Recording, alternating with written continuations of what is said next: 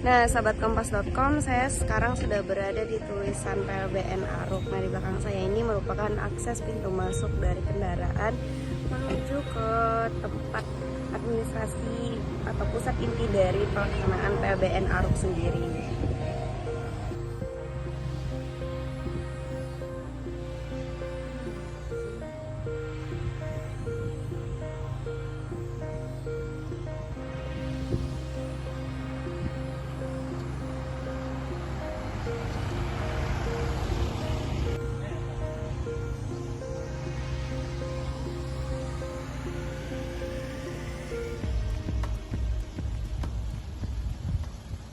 Saat ini saya sedang berada di lintas batas antara perbatasan wilayah Indonesia dan Malaysia, tepatnya di titik netral atau titik nol kawasan perbatasan di PLBN Aruk. Nah, di belakang saya ini merupakan pintu masuk ke arah Indonesia. Di sini ada tulisan juga ya sahabat kompas.com, ada welcome to Indonesia, serta ada 2 jalur nih ruas jalan untuk masuk dan keluar dari kawasan perbatasan. Nah, di bagian atas juga ada lambang Garuda sahabat kompas.com.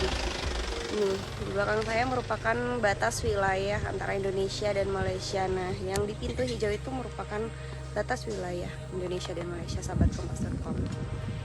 Tadi saya juga sedikit berbincang dengan para pengekspor hasil laut dari Indonesia yang akan mengekspor ke hasil lautnya ke Malaysia. Nah, dengan perbincangan tadi juga mereka sempat menceritakan bagaimana cara melintasi wilayah perbatasan ini. Nah, bagi sahabat kompas.com yang mungkin tertarik untuk melintasi wilayah, itu harus mempunyai izin dulu nih ya, akses untuk masuk ke lintas wilayah bagian Malaysia dan Indonesia. Nah, sahabat kompas.com, ini saya memasuki kawasan perbatasan.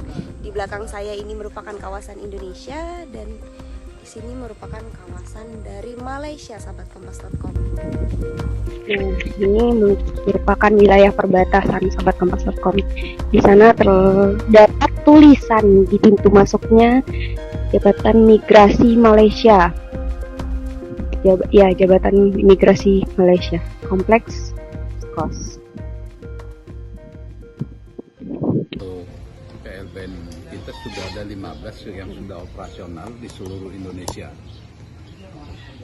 Salah satunya adalah di PLBN Aruk, tepatnya di Kecamatan Sanjingan Besar, Kabupaten Sambas, Kalbar. Bahwa PLBN ini dibuat sebagai sarana, satu, bagaimana untuk antar kedua negara itu bisa terkoneksi dengan sesuai ketentuan peraturan yang berlaku. Yang kedua, pemerintah juga melihat bahwa perbatasan itu sebagai beranda terdepan. Nah, dengan adanya PLBN itu akan muncul potensi-potensi perekonomian yang pada gilirannya bahwa masyarakat kita akan mampu sebagai garda terdepan untuk menjaga keamanan dan kedaulatan, tentunya bersama dengan aparat keamanan. Nah, itu khusus untuk PLBN Aruk ini didirikan 2016. Waktu itu diresmikan oleh Presiden saat itu Pak Joko Widodo. Ini kalau kita lihat, ini ada dua bagian inti dan bagian penunjang.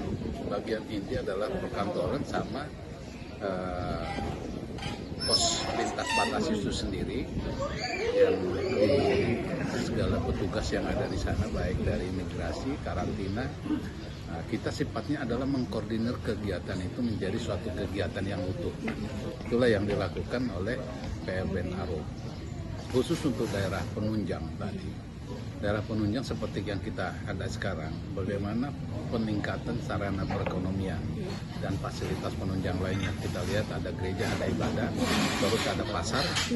Itulah dengan sendirinya akan menstimulus bagaimana ekonomi di pusat PLBN itu.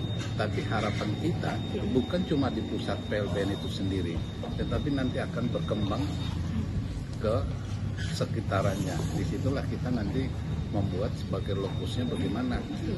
Akan kita lihat potensi apa yang bisa dikembangkan dengan sendirinya, mulai dari Aceh sampai nanti ke Irian. Itu seluruh batas itu akan terjaga dan terjamin dengan baik.